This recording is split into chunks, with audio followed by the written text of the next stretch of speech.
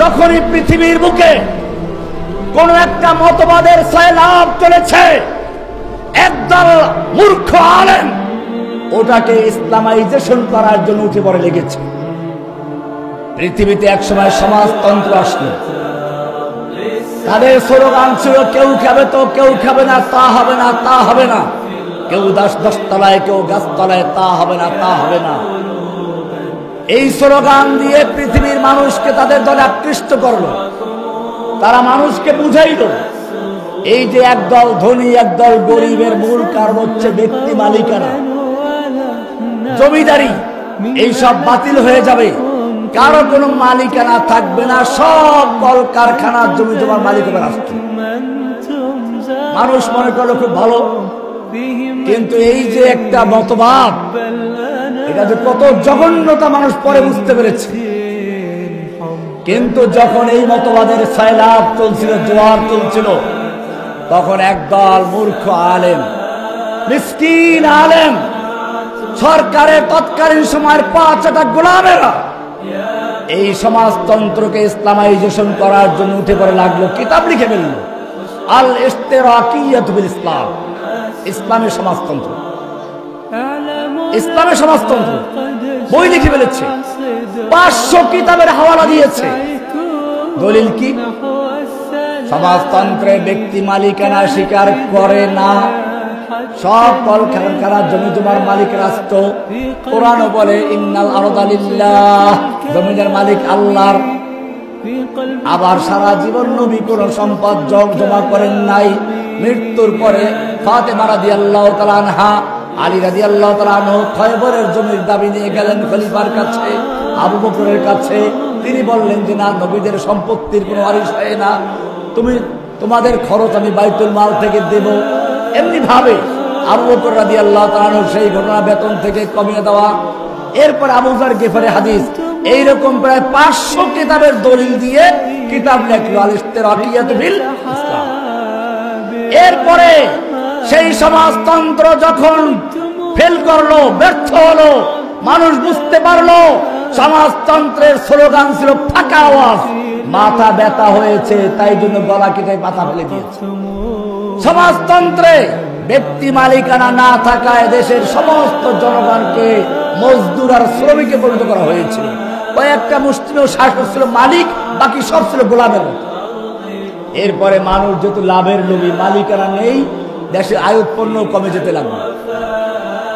এরপরে যখন সমাজতন্ত্র বিদায় হলো, ওই আলেমরা বলল না না, সমাজতন্ত্রের সাথে ইসলামের কোনো সম্পর্ক নেই। এরপরে আসলো এখন গণতন্ত্র।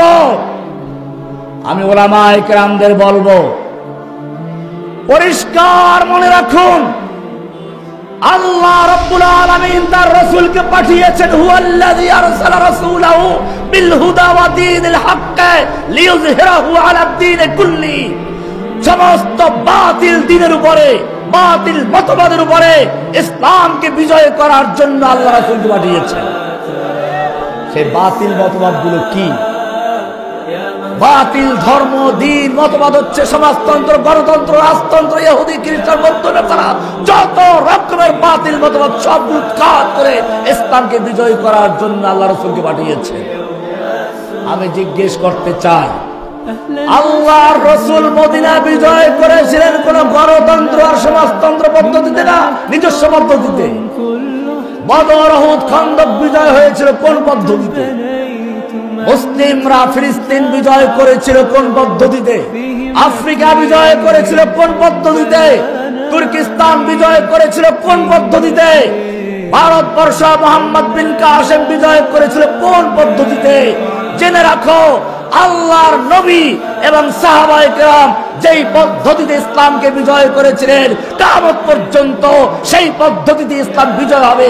এছাড়া কোন কাফেরের তরিকায়, কোন অমুসলিমের তরিকায় ইসলাম বিজয় হতে পারে না। কোরআন পরিষ্কার বলেছে, লাকাদ কানা লাকুম ফি রাসূলিল্লাহি উসওয়াতুন হাসানাহ, তোমাদের জন্য রাসূলের মধ্যে রয়েছে উত্তম আদর্শ। মা ক্বালা লাকাদ কানা লাকুম ফি আব্রাহাম লিংকন উসওয়াতুন হাসানাহ। গণতন্ত্রের জন্ম হয়েছে ইসলামকে ধ্বংস করার জন্য। মনে রাখবেন, আমি শুরুতে বলেছিলাম ইসলামের সমস্ত ক্ষমতার মালিক কে? গণতন্ত্রের সমস্ত ক্ষমতার মালিক কে? জনগণ। ইসলামে আইন দেওয়ার মালিক কে? গণতন্ত্রে আইন দেওয়ার মালিক কে? জনগণের ভোট পেয়ে এমপিরা। 3 নম্বর, ইসলামের একটা নিজস্ব দিন আছে, তার নাম ইসলাম। ইন্নাদ দীনা ইনদাল্লাহিল। এরপরে আল্লাহ বলেছেন তোমরা মিসকিন নও, আমি ইসলামকে পরিপূর্ণ করে দিয়েছি। জেনে রাখুন, আল্লাহর নবী দীর্ঘ 23 বছর পর্যন্ত নবুয়তের কাজ করে যখন সমাপনী ভাষণ দিচ্ছেন আরাফাতের ময়দানে, সেদিন তিনি লক্ষ সাহাবায়ে কেরামদের জিজ্ঞেস করলেন, ও আমার সাহাবীরা শোনো, কিয়ামতের মাঠে তোমাদের যেমন জিজ্ঞেস করা হবে আমাকেও জিজ্ঞেস করা হবে আমি আমার দায়িত্ব পৌঁছেছিলাম কিনা। ও সাহাবীরা বলো, আলা হাল বাল্লাগতু, আলা হাল বাল্লাগতু, আলা হাল বাল্লাগতু। আমি কি পৌঁছিয়েছি, আমি কি পৌঁছিয়েছি, আমি কি পৌঁছিয়েছি? সাহাবায়ে কেরাম কি বলেছিলেন? অর্ধেক পৌঁছেছিলেন নাকি? বুখারী সহ হাদিসের সব কিতাব খুলে দেখুন, পরিষ্কার লেখা আছে। সাহাবায়ে কেরাম সমস্যার বলে উঠলেন, নাম কদ বাল্লাগতার রিসালা ওয়া আদাইতাল আমানা ওয়া নাসাতাল উম্মাহ। হে নবী, আমরা সাক্ষ্য দিচ্ছি আপনি আল্লাহর দেওয়া আমানত ঠিকমতো পৌঁছিয়েছেন। আল্লাহর দেওয়া রিসালাত আপনি ঠিকমতো আদায় করেছেন, আপনি কোনো খেয়ানত করেননি। আল্লাহর নবী সেই সময় আকাশের দিকে আঙ্গুল তুলে বলছেন, আল্লাহুম্মা শাহাদ, আল্লাহুম্মা শাহাদ, আল্লাহুম্মা শাহাদ। হে আল্লাহ তুমি সাক্ষী থাকো, হে আল্লাহ তুমি সাক্ষী থাকো, হে আল্লাহ তুমি সাক্ষী থাকো। আমার উম্মত সাক্ষী দিচ্ছে আমি আমার দায়িত্ব ঠিক মতো পৌঁছিয়েছি। এরপরেই যেন এই বিদায়ী ভাষণের উপরে আল্লাহ তাআলা সিলমোহর মারছেন, আয়াত নাযিল হয়ে গেছে, আল-ইয়াওমা আকমালতু লাকুম দীনাকুম ওয়া আতমামতু আলাইকুম নি'মাতি ওয়া রাদিতু লাকুমুল ইসলাম দীনা। হে নবী, আপনি বিশ্ববাসীকে জানিয়ে দিন, কিয়ামত পর্যন্ত যারা মুমিন হবে তাদেরকে জানিয়ে দিন, আল-ইয়াওমা আকমালতু লাকুম দীনাকুম, আজকে আমি তোমাদের জন্য তোমাদের দ্বীনকে মুকাম্মাল করে দিয়েছি, পরিপূর্ণ করে দিয়েছি। ওয়া আতমামতু আলাইকুম নি'মাতি, আমার নিয়ামত ওহির ধারা আমি সমাপ্ত করে দিয়েছি।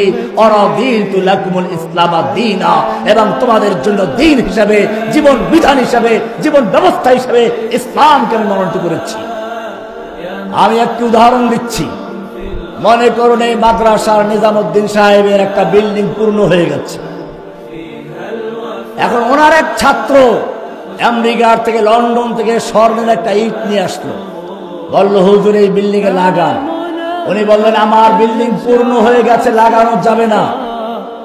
ছাত্র বলল এই পুরো বিল্ডিং এর যে মূল্য তার চেয়ে একটা ইটের মূল্য বেশি, একটু মেহেরবানি করে লাগান। লাগাতে গেলে কি করতে হবে? ওই একই পরিমাণ ভাঙতে হবে, ঠিক কিনা? এটা যদি বুঝে থাকো, কোরআনকে বুঝার চেষ্টা করো। আল্লাহ পরিষ্কার বলেছেন, আল-ইয়াওমা আকমালতু লাকুম দীনাকুম, আমি আমার দ্বীন, আমার ইসলামের বিল্ডিং কে নবীর মাধ্যমে পূর্ণ করে দিয়েছি। কিয়ামত পর্যন্ত এই ইসলামের মধ্যে নতুন কোনো কিছু সংযোজন করা, এখান থেকে বিয়োজন করা কোনো সুযোগ নেই। এই কারণে ইমাম শাতিবী রাহমাতুল্লাহ আলাইহি লিখেছেন, মান ইবতাদা বিদআতান ফায়ারাহা হাসানাতান ফাকাদ যাআমা আন্না মুহাম্মাদান সাল্লাল্লাহু আলাইহি সাল্লাম খানা ফির রিসালা। যে ব্যক্তি কোন বিদআত তৈরি করে আবার নাম দেয় বিদআতে হাসানা, সেজন্য দাবি করলো মুহাম্মদ সাল্লাল্লাহু আলাইহি সাল্লাম তার রিসালাতের দায়িত্বে খেয়ানত করে গেছেন, ঠিকমতো পৌঁছান নাই। কারণ আল্লাহ বলেছেন ইসলাম মুকাম্মাল করে দিয়েছি, তুমি বললা মুকাম্মাল হয় না, কিছু ঢুকাইতে হইবে। আর খেয়ানত করেছেন কি? নাউযুবিল্লাহ। রাসূল, তুমি রাসূল খেয়ানতকারী বানিয়েছো। ফামাযা লাম ইয়াকুন হিনাইযিন দীনান ফালাইসা আল-ইয়াওমা দীনা। আল্লাহ তাআলা যেদিন তার দ্বীনকে পরিপূর্ণ করেছিলেন, সেই দিন যেই জিনিসগুলো ইসলামের অন্তর্ভুক্ত হয় নাই, কিয়ামত পর্যন্ত সেগুলো ইসলামের অন্তর্ভুক্ত হতে পারে না।